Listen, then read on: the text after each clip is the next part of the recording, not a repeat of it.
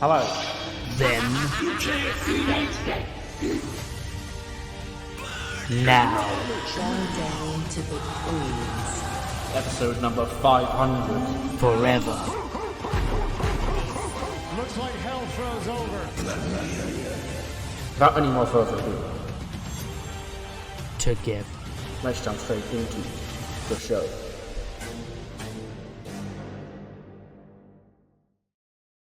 Huzzah.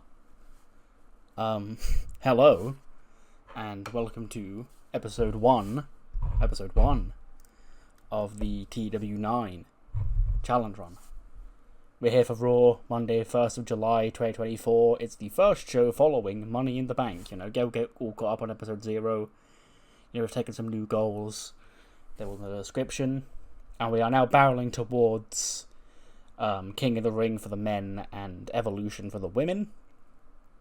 And we've got our first King and Queen of the Ring tournament matches taking place tonight. Our main event will be Seth Rollins against Montez Ford in the King of the Ring. We'll also have on the King of the Ring side, what's the other King of the... Oh, AJ Styles and Trick Williams, following AJ's betrayal of Finn Balor last week. On the women's side, we've got Bianca Belair against Killer Kelly and Becky Lynch against a mystery opponent. We'll also hear from Chad Gable following his men's Money in the Bank victory, and a whole lot more. So, I've converted everything over to the best of my knowledge. Everything's set up perfectly serviceably. There's still some stuff I need to do outside, which I'll do once this episode's over, but I'm just too eager to get into the actual game. So, yeah. And I think that's all. So, without any more further ado, let's jump straight into the show. So, there's been some, experimenting with the angles on this game since the game came out. We're gonna learn together, because, this is the only really long-term save. There was an AEW save I started just on my free time to, try and get a feel for the game. I did, a week in, so I haven't really got my teeth stuck into the game too much yet, so we're gonna learn how, for example, how this is all working, and, how I can make these ratings do better. Because, on the old game, this would have got a higher rating, but angles seem to be nerfed in general on this game. Anyway, AJ Styles comes out, he opens the show, new theme song, You Don't Want None, all that. And he comes to the ring. He goes, I had you all for a little bit there, didn't I? Last week, I spoke to Triple H, and I said, Hunter, you gotta give me this time, I've got something I need to say to the WWE Universe. So I came out here, and I said what I needed to say. And I did what I needed to do. I dropped Finn Balor in the dirt. Now, me and Finn, we've been tag team partners for over a year now. Our history goes even further back than that. And all I've heard all week is why, AJ, why? But I'll tell you why. You've seen what's been going on around here recently. You've seen, the lack of victories and big wins we're picking up as a tag team. It's not all my fault. Sure, I wasn't holding up my end of the bargain, but Finn Balor, he sure as hell wasn't holding up the end of his bargain either. And I sat there and I had to think to myself, since I came here to WWE, it's always been about, the OC, the club, the OG leaders, you name it. It's never been about just me. Okay, and every time it is, look what happens. 6 months after I debuted here back in 2016, it was just AJ Styles over on SmackDown. I became WWE Champion. A year later, I became WWE Champion again, held that for over a year. But then I started bogging myself down with, tag teams and groups and clubs, because we were supposed to be for life. And that got me nowhere. So now, it's not going to be about the club. It damn sure is not going to be about Finn Balor. It's going to be about one man and one man only. The phenomenal one. AJ Styles. And my path back to the top where I belong starts tonight. It starts in King of the Ring when I punch my ticket to the next round. And then out comes Trick Williams for the first match of TEW IX Challenge Run. In 2020, it was Natalya versus Nia Jax. in a tournament for the Raw Women's Championship in TW9. It is AJ Styles against Trick Williams in the first round of the King of the Ring tournament. Get a 74. Cool. You know, that seems... You know, we've got the new ratings here. You can see wrestling rating 68, crowd rating 74, segment rating 74. You know, so there's more things going into the overall rating, but that seems about on par with what it would have scored last year, so there isn't really too much of a drastic difference. But yeah, AJ Styles does pick up the win. He advances to the next round. He beats Trick Williams with the phenomenal forearm in 12 minutes and 6. 67 for AJ, 69 for Trick Williams, and I believe he will go on to wrestle the winner of the LA Knight Jay White match, which takes place next week. And then here we go. Here's what I'm talking about with the new angles. I'll get into something about the angle system on this game after this. I'm just going to do the segment first. Kathy Kelly is backstage with Montez Ford and Bianca Belair, Shakara Jackson, Ora Mensah.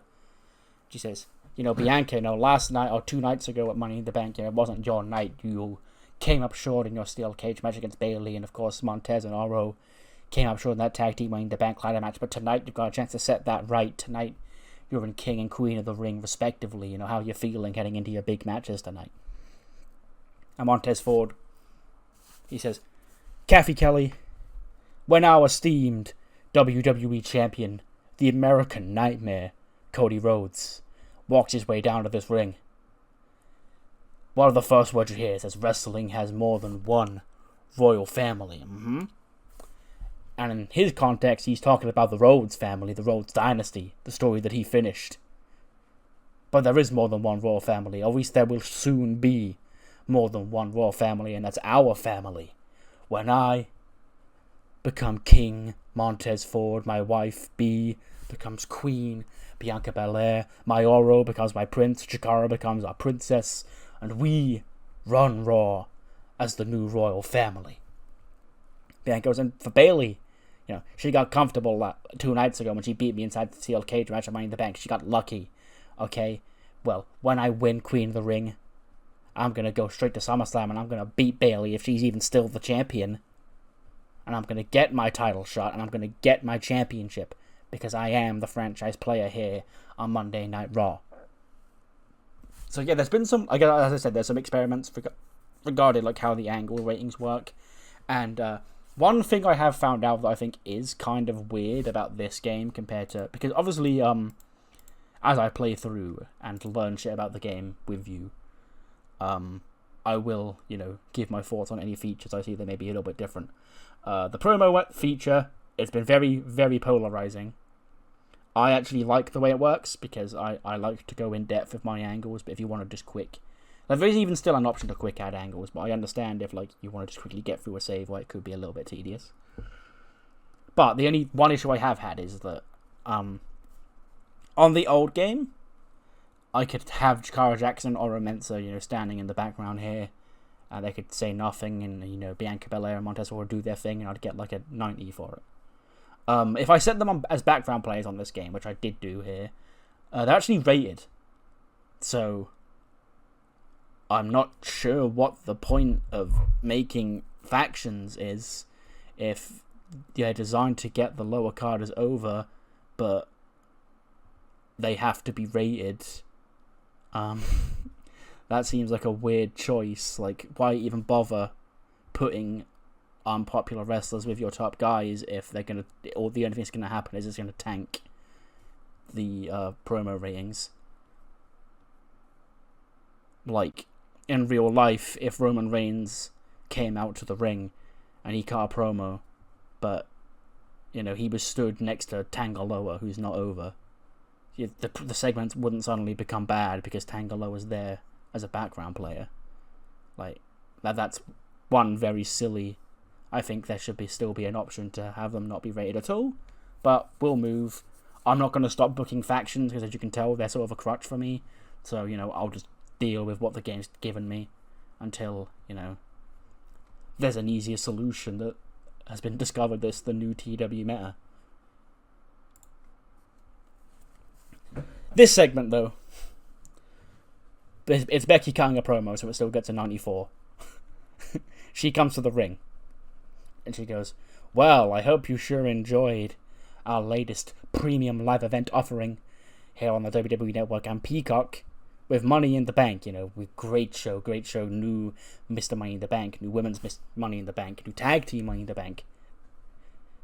But I understand, I hear all the reviews. I hear the negative comments after negative comments after negative comments. You all thought it was the worst pay-per-view of the year. And do you know how I know that? Because I wasn't on it. Okay? Now, over the last few weeks, I've sort of taken it upon myself to raise this women's division from the gutter with my quest for the next Bex. But it turns out tonight, I'm in Queen of the Ring, and thankfully, I'm finally getting some recognition in this damn company. I wasn't allowed to be in Money in the Bank because of some stupid rule that you made. But you have given me the opportunity to go to SummerSlam and become the WWE Women's Champion once again. But, here's the kicker. I haven't been given time to prepare for my match tonight because I don't know who I'm wrestling. Okay? Kelly, Killer Kelly, that loser, she gets to know who she's wrestling. She's not going to be able to beat Bianca Belair anyway because Bianca Belair's light years above her. But at least she knows who she's wrestling. So I guess there's somebody out there in the back who wants to come step to this ring and get in my face and make a name off of me, okay? Because I am the biggest star in this division. So, you're about to learn why there's Becky Lynch, there's everybody else, and there's a whole galaxy in between. And from that galaxy steps Nova Nebula. She's back. I've been kind of very coy about even mentioning her existence recently because I was slowly hoping people would forget she existed. But she did come up like once or twice in the last couple of weeks, like on the State of the Universe, for example. And I'm like, well, I can't really just ignore her because then that becomes more obvious. But yeah, she's back now. She's the mystery opponent in Queen of the Ring, and her return match is here on Raw against Becky Lynch. Which gets a 92. That's pretty fucking good. Match ratings, unlike Angles, are, might even be even better than on 2020. But yeah, Nova Nebula is the first woman to advance in Queen of the Ring. She does defeat Becky Lynch 14:52 with the area 4:51. Becky gets a 91, 79 for Nova Nebula. So she advances. I think next week she'll face the winner of Killer Kelly versus Bianca Belair. Yeah. And then it's Sol Ruca against Stephanie Vaquer and Mackie against Stephanie Stratton on the other side. But yes, Nova's back. And she picks up a big win over Becky in her debut. Becky didn't actually moan about losing this, which is good. We then transport ourselves all the way. We leave Earth. And we go all the way to Planet Funk. In this world, I'm imagining Planet Funk is a club owned by Brodus Clay, Tyrus, the GOAT, in his downtime, following his tragic retirement from the National Wrestling Alliance. But he's the host of tonight's dance-off, He says, ladies and gentlemen, welcome back to Planet Funk. It's been a long time. I'm your host, the Funkasaurus. And now it's time to introduce a fierce competition between great rivals. First of all, you got from Club Venus. I hear that's just down the street. Our girls, Mina Shirakawa, Kenzie Page, Kylie Page, and Victoria Shields. They come in. And then you got from J-Flow, Maki, Marika, Mizuki, and Tam. They come in. And we start our first battle of the groups here with a dance-off, which of course Club Venus do have the upper hand in because they have their dance. And I imagine, even though they are like a J-pop group, so they probably would have dance numbers. It's Mackie, she'd fumble around, slip over. And then, in the end, it turns out that Club Venus do pick up the first win in this sort of mini-war to see who can do what better. And then a brawl ensues, and they start brawling around Brodus Clay's nightclub. And then he says, somebody call my mama, as they leave. So yeah, I finally found an excuse to get Tyrus a cameo in the save. Obviously, it's just a cameo. He's not here full time. But I was literally looking through my local workers. I went, who can I use to be the host of this dance-off? And I saw Brodus there, and I went, yeah, that makes a lot of sense. Plus, you know, it pops me to use the GOAT Tyrus in this save. But yes, Club Venus pick up the win in the dance-off. And then I guess Mackie goes, no, you dancers, we're not dancers, we're singers. Okay, and then Mina goes, well, that sounds like an excuse, bitch. You said you could do anything better than us. Mackie goes, no, next week, us karaoke battle. So yeah, that's next week's battle. But Mackie's got other things on her mind. She's in Queen of the Ring. She's actually got to wrestle next week, but I guess more importantly to her is the karaoke battle that she'll be having with Club Venus. Chad Gable comes to the ring. Annie Ogogo with him. Goes, shoosh, please. Now, I know what you're all thinking. Master Gable, just how do you do it? You know, it was about a month ago when I took CM Punk's fragile body and I twisted it, snapped his ankle. That right there, my friends, was a statement of intent. I told you all that I was going to get to the very top by beating the best, and that man calls himself the best in the world. And where did he lay? At my feet. And then once I took care of the best in the world, I told you what was next. I was going to go to Toronto. I was going to win Money in the Bank. And I did just that. Now, there's a lot of questions being racing through my head over the last 2 days. Chad, when are you going to cash this in? Who are you going to cash this in on? Are you going to get revenge and take that championship from Cody? After all that hard work he did to get his hands on it, and all that hard work you did weakening Gunther for him? Are you going to go take the championship from Swerve? I hear he thinks he's hot shit right now. He thinks he's the best wrestler in this damn company. Or are you going to take it from that pretend world champion, Jey Uso? It doesn't matter who I choose. I know who I'm going to choose. And that champion won't see it coming. They won't know where. They won't know when. But let me tell you this. I didn't win this briefcase just to win this briefcase. I won this briefcase to become world champion. And that is the final check I need to cement myself, Chad Gable, as one of the greatest WWE superstars of all time. Thank you. CM Punk comes out. He's back. He comes out with crutches, throws the crutches on the floor, rushes to the ring. Gable hides behind Annie Ogogo. Ogogo just stands there, with his arms folded, staring down CM Punk, and what are you going to do, boy? And then Punk, he jumps on Annie Ogogo, he tries to take him down. Ogogo swings with a punch. Punk ducks underneath it, gets Ogogo on his shoulders, hits the GTS. Chad Gable is stunned. He grabs the briefcase and runs out of the ring. And then Punk grabs the microphone and starts tapping the microphone in the ring. He goes, "Hey, Gable. Huh? You're running away scared, huh? You don't really like it once I take your big man here down, do you? Because you're running your mouth a whole lot right now. And I'm just going to tell you, it will be smart for you to keep running. Because the next time you and I are back in this ring, bad things are going to happen to you." Yeah, Gable's up in the crowd, holding his briefcase up. Punk in the ring, shouting at him, going, come on, get in here. Annie Ogogo still laid out from the GTS. But yeah, he's back. Big Phil is home.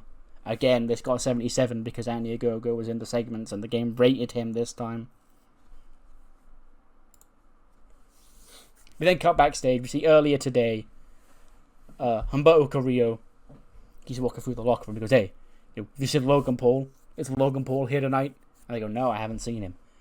And then he goes, Carlito walks up and goes, "Hey, I hear you're looking for my friend Logan Paul." And Humberto goes, "Yeah, he is. I just need to talk to him." He goes, "I don't know if you know, but Logan Paul is busy. Logan Paul he's an entrepreneur. He's a businessman. He's a YouTube megastar. He's everything that you aspire to be, Humberto. He ain't got time for bums like you." And Humberto goes, "Well, If you're his spokesperson, you're his salesman. I guess we do, okay? Because I don't like the way that you've polluted Zergus's brain with all this Prime crap, okay? Now, where is Zergus anyway? Because Zergus is also... Oh, sorry. The Prime Saurus is also out on duty, you know. He's an icon, you know. He's a very quickly becoming a popular mascot to the Prime brand. So he needs to travel with Logan as well. So I'm the only person here who, you know, repping the Prime. And Humberto just laughs and goes, are you even part of this Prime deal? And he goes, why? Did Logan say something? And Cameron Grimes and Jeff Jarrett walk in and they go, well, well, well. I see you've met our friend, our business partner, Mr. Carlito. Now, this Prime business stuff is going to the moon, okay? And if you were to make your own stupid little energy drink, Humberto, no one would drink it because it would taste like ass. Now, let me tell you, if you want to fight a member of Prime here tonight, you can fight Carlito. And Carlito goes, huh? I'm not ready to fight, Humberto. And then Jeff Jarrett sort of pats him on the shoulder and goes, Logan's orders. And he goes, when did you get more authorities than I did? I'm Logan's best friend. When did you get more authorities here in Prime than we? And then Grimes sort of just takes out a wad of cash and he goes, stocks, baby. Prime stockholders. So yeah, Humberto Carrillo and Carlito up next. Cameron Grimes and Jeff Jarrett bought stocks in Prime, so they can now bitch Carlito around while Logan Paul's not here. 70 rating, that's actually good, like, for a Carlito match. But yeah, Humberto does defeat Carlito in 6 minutes 48 with a moonsault. 78 for Carlito, or 78 for Humberto, even 43 for Carlito. And yeah, the crowd was very hot at the end of this. We then go off-site. We see the D'Angelo family, you know, they're all dressed to the nuts. You know, suits, fancy dresses for the girls. Walk into the D'Angelo family dress room, and Rizzo goes, I'll tell you what, Don, you know, I've been starved, you know. This whole week here on Raw, you know, it takes a lot out of you. I can't wait to get back to our old friend Gonzalo here and get some of that finest delicacy, you get it? And he goes, hey, you know, Riz, it's fine, okay? The Don's got you covered. The Don's got enough to pay for all of us here. And then he goes up to the front desk and he goes, reservation for 6, D'Angelo, Tony D'Angelo. And he goes, oh, sorry, Mr. D'Angelo, you're already booked in. And he goes, come again? He says, yeah, you know, you ordered everything on the menu, you know, we're all stocked up tonight. And he goes, who could possibly have ordered all that food? And then we go in there, Odyssey Jones is there, he's scranning a big plate full of pizza. And he goes, hey, Tony, nice to see you.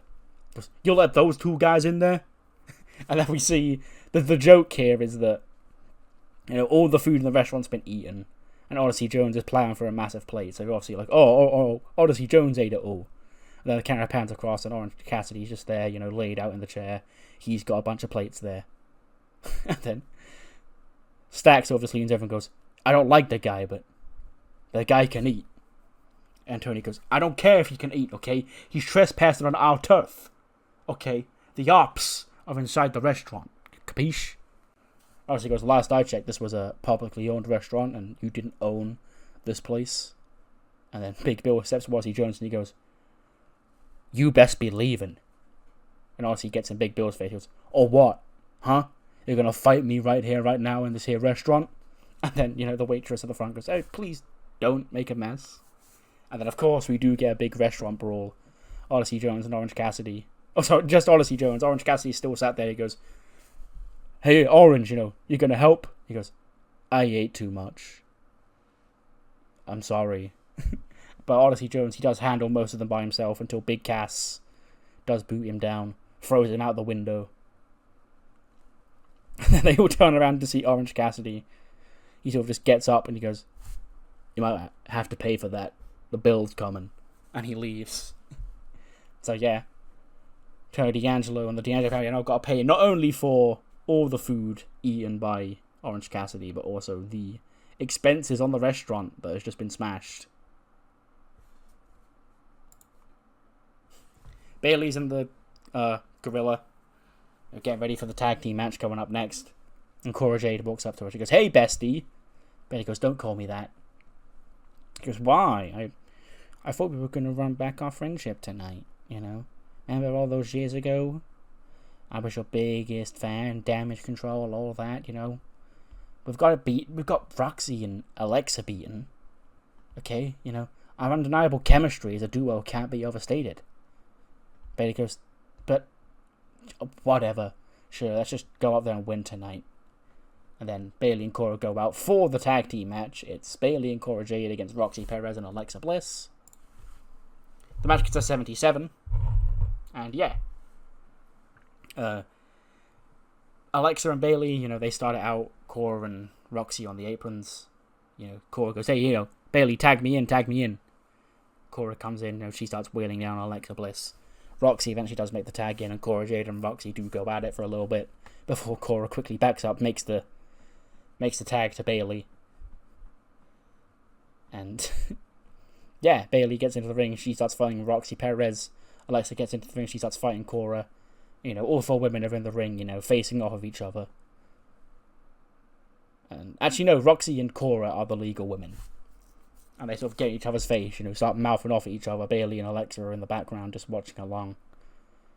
When they sort of stop talking, or stop mouthing off at each other. And then their expressions change from anger to they both just grin at each other. And then they both turn around and forearm their tag team partner in the face. Cora picks up Bailey, hits that DDT on Bailey. Roxy hits Pop Rocks on Alexa Bliss. And then they raise each other's arms. You know, and leave together. Roxy Perez and Cora Jade. You know, both turning on their partners here tonight. Was this all a ruse the whole time? It sure seems that way.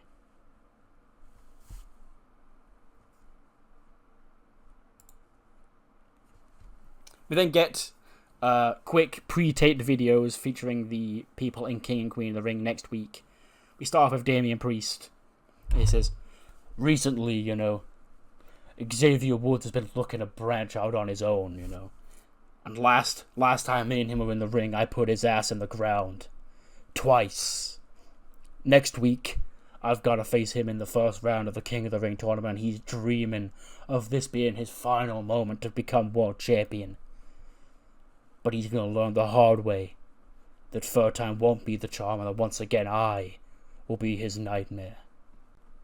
Then see Mackie and the rest of J-Flow. She goes, I'm, next week, big week, Queen of the Ring, karaoke competition. I'm the best next women's champion. Let me hear from Tiffany Trent. She goes, this J-Flow girl's been running around here. They've not really caused a lot of issues for me because I'm destined to go right to the tippy top. I'm not going to let a girl like Mackie stand in my way. So next week I'm going to step over her to the top when I become Queen of the Ring. So Ruca, you know, Stephanie, yeah, I've been keeping an eye on you for a while now. You're definitely one hell of a competitor in that ring. I appreciate you stepping away from Dominic and stepping out on your own, but you're going to meet a hard stop next week when you try and become Queen of the Ring, and I end up snatching your soul away. Stephanie just promo, Sol Ruca, fast rising star here in WWE, just like me. Next week, my rise begins. Jay White goes, let me talk to you. Okay, LA Knight seems to think he's the megastar around here. He seems to think he's destined to go back to the top, go back to back in this King of the Ring tournament. I'm telling you what, that's not going to happen because you only won last year because the Switchblade weren't here. This is the era of King Switch, and it starts next week when I plant LA Knight into the dirt. And then finally LA Knight goes, let me talk to you. You're looking at the current reigning King of the Ring. I see Jay White out there holding that Intercontinental Championship thinking he's the man. Nah. The only reason he's held that championship is because LA Knight hasn't said he wanted it yet. But next week, I'm going to step right over that championship back to the top when I become a 2-time back-to-back King of the Ring winner. Go on to SummerSlam and once again, your new world champion with everybody saying, LA Knight. Yeah. One name we didn't hear from in that brief rundown was Xavier Woods. He just sat backstage. He's like he's so excited. He goes, next week I'm gonna live out my dream. King of the Ring. Hope it goes well this time. Damian Priest. That's what I've got to beat. And Big E and Kofi sort of walk into frame and go, Woods, man, you good? Next week's a big night. You can finally got the chance to finally become King of the Ring just like you've always wanted. And he sort of looks around and goes, Kof, why'd you put me in this tournament? And Big E goes, what do you mean why? Because you are Xavier Woods. You're going to win this championship tournament. You're going to go on to SummerSlam and you're going to become world champion because that's what you're destined to do. You're destined to win King of the Ring, something that you've always wanted. And then you can finally become world champion at SummerSlam. Woods goes, but I'm a loser. What faith do you have in me winning this tournament? Kofi goes, Woods, it's been 10 years now. We got your back through thick or thin. You may not think you can win this tournament, but me and E, we know you can win this tournament. If you don't even try, if you give up before it's even begun, you ain't just letting yourself down, you're letting me down, you're letting E down, you're letting the fans who have been supporting the New Day this last decade down. This is your time. This is your tournament. You will win this King of the Ring. You will become World Heavyweight Champion, and we won't take no for an answer. And then Woods, he sort of gets so fired up, and he goes, you know what? You're right. This is my last shot. It's now or never. If I don't win this tournament, if I don't make my dreams come true, they'll never come true. In fact, you have my word. If I don't win King of the Ring, I'll leave the New Day. And then Big E and Kofi go, well, there's no point putting that risk on there. Cole, because what if you don't, Woods? You don't want to lose you. And he goes, so you don't believe that I can do it. Then Big E goes, you're right, Woods. If you don't win this tournament, we'll leave the New Day. So yeah, Xavier Woods finally getting gassed up. He's got one more run to try and become world champion. He's got Damian Priest next week. Let's see if he can get it done. If he doesn't win the King of the Ring, not only will he leave the New Day, but Big E and Kofi, their loyalties to Woods, I guess, will have proven enough for nothing. They'll also leave the New Day. 76, yeah, sure, that's pretty good. Bianca Belair does advance in Queen of the Ring. She defeats Killer Kelly in 13:28 with a KOD. 67 for Kelly, 79 for Bianca. Bianca's got a bad gimmick, I think, which is why her ratings have dropped recently.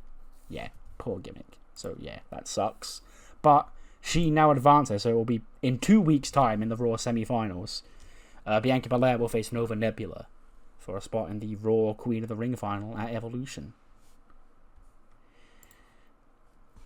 We then catch up to Cora and Roxy, backstage, mean girls in it up when Kathy Kelly walks up and goes, Roxanne, Cora, what did we just see out there tonight? And Kathy goes, what we just saw out there, Kathy, was the end of the old guard and the arrival of the new guard. Okay? Now, Bayley, somebody I've admired for a long time, and she thought she could control my career. Okay? But she's been having the strings pulled and pulled and pulled these last few weeks while me and Roxy just sat back and watched. And Roxy steps in and goes, to think, Bayley wouldn't even have had a clue that anything was wrong with Cora because she doesn't see beyond her own shadow.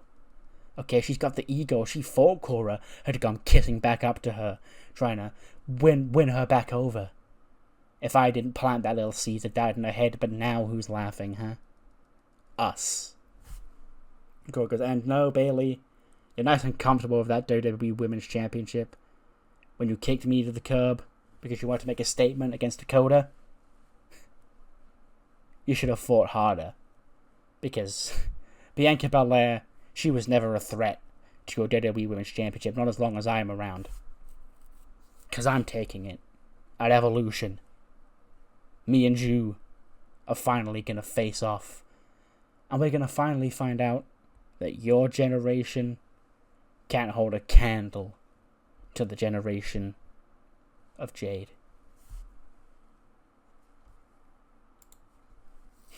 We then cut to Killer Kelly in the women's locker room. You know, she's just been defeated in King of the Ring.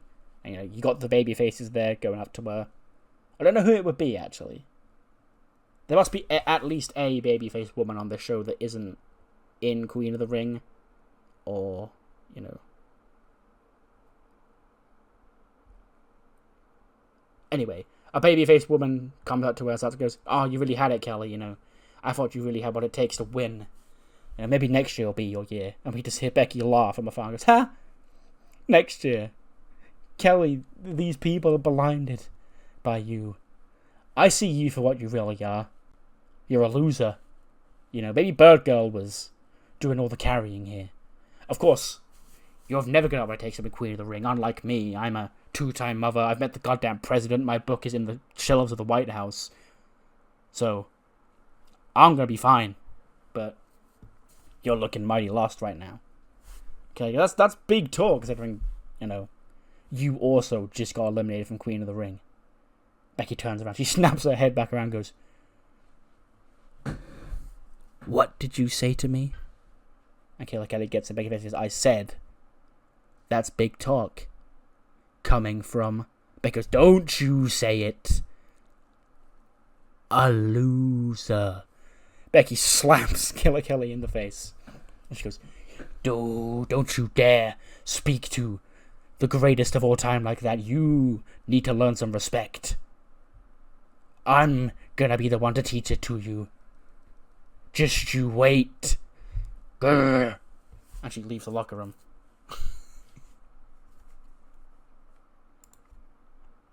'82. Okay, nice. But yeah, quick tag team match. Recently, both these teams have had their issues with Christian and Dijak. And this is just like a sort of friendly competition. My Wrestling Academia against Wes Lee and Buddy Murphy.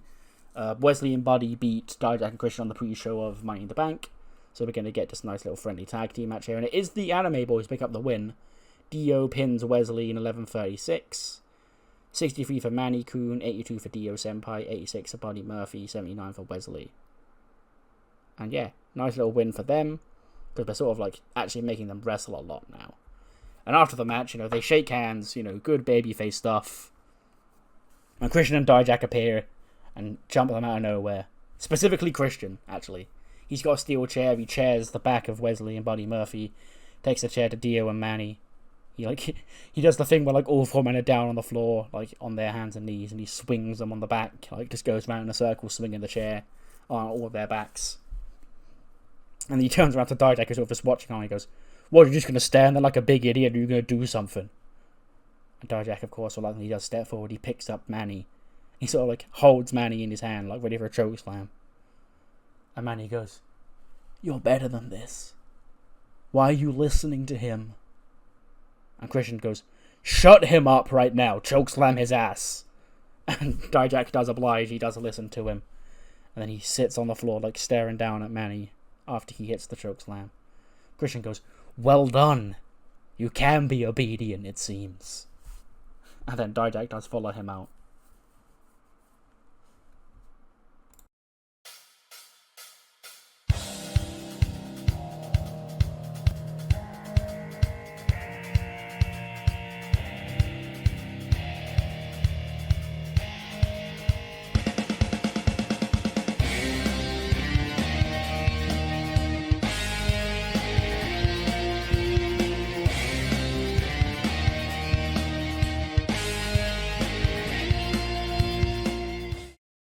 Next week, we have some more big King of the Ring and Queen of the Ring matches. The first, we'll see Xavier Woods of the New Day against Damian Priest of the Grand Jury. You know, Priest has been a bit of a thorn in the side of Woods recently, beaten twice, I believe. And, you know, we saw a big stakes put on Woods' King of the Ring campaign. It's win or go home, basically. And also next week, the Intercontinental Champion Jay White will be in action when he faces off against LA Knight in the King of the Ring. On the Queen of the Ring side, it'll be Mackie of J-Flow taking on Tiffany Stratton of the Blonde Barbies, as well as Stephanie Vaquer and Sol Ruca, two of the fast rising young stars here on Raw's Women's Division, facing off in Queen of the Ring. And now, after that attack we just saw just now, Buddy Bloody Murphy and Christian will go one-on-one on next week's show. And now we do have breaking news. Our first match confirmed for Evolution in, I believe, 3 weeks' time will be for the WWE Women's Championship. A match sort of 2 years in the making, as I don't believe they ever had like an actual singles match. But yeah, it will be Bayley defending the WWE Women's Championship against Cora Jade, now with Roxy Perez in her corner. Could we see the crowning of a new WWE Women's Champion? A match that has been built up since like the draft. A match I've been looking forward to for a long time. It's finally going to go down in Mexico City, in Arena Mexico, at Evolution. We see Dominic backstage, and he's still losing his mind. Jorge Santana and Santos Escobar come up to him. He goes, "Hey man," he goes, "Stop! What are you guys doing here, huh? Where are you at? Okay, this whole thing, you're losing a lot right now. Not as much as I'm losing, my life's sort of falling apart. I lost my girlfriend, I lost my title, I lost my rematch, I've lost a lot of things, okay? So if you're coming over here to patronize me, I don't want to hear it." And Santana sort of snaps. He goes, "You know what? Fuck this." And he just sort of walks off. Santos sort of does look a little bit concerned. Obviously he wants to follow Santana away. But I guess he's sort of the only person who's got a little bit of emotion for Dom. Santana, this whole time, the LA Extreme guys have never liked Dominic. Mainly Santana and Roosh. I guess Santos is the most human of them all. But eventually he does leave Dominic and, follows Santana. Let me just count on Dominic again, sitting on a crate backstage, losing his mind. But who comes and sits next to him? But Christian.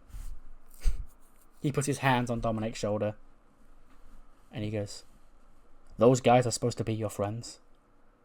Huh? Listen, Dom. I've been watching you for a long time.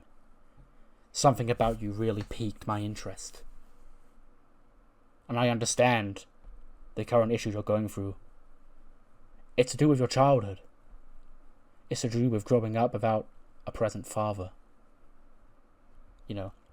That emotion of that fear of abandonment has carried you for your entire life, Dom.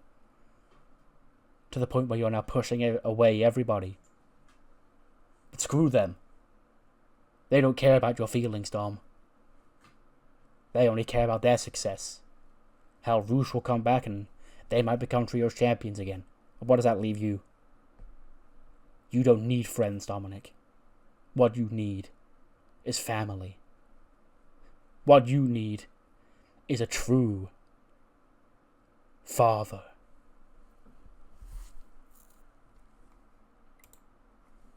Well, hey, there we fucking go, right? The first main event of TEW 9 gets a 99 rating. And in what I'm sure is something of an upset here, Montez Ford actually beats Seth Rollins. He cheats to do so, but Montez Ford wins this match.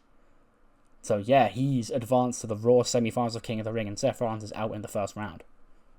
And Montez Ford will now face the winner of Damian Priest and Xavier Woods in 2 weeks' time. 97 for Seth, 84 for Tez.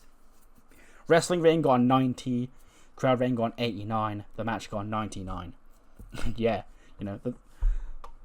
the average 99 match, our last main event of TEW 2020 was a 99, our first main event of this game, 99.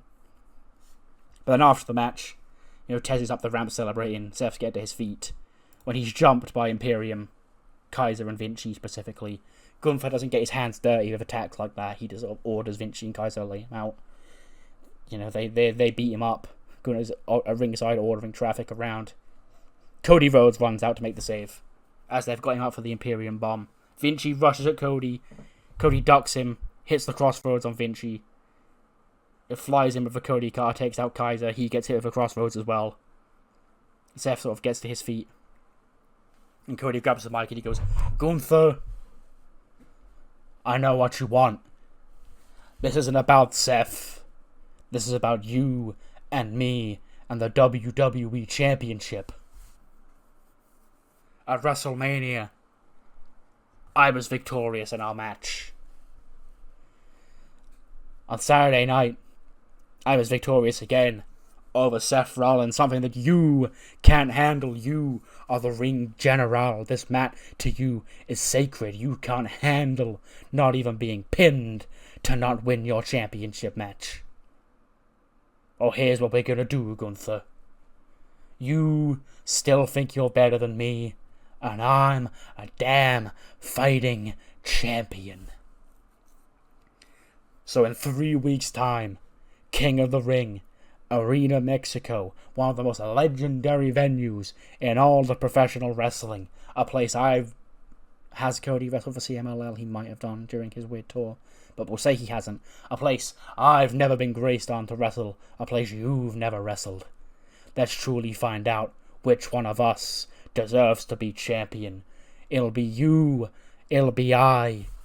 He points to the Titantron. He goes, it will be 60 minutes on the damn clock. Iron sharpens iron.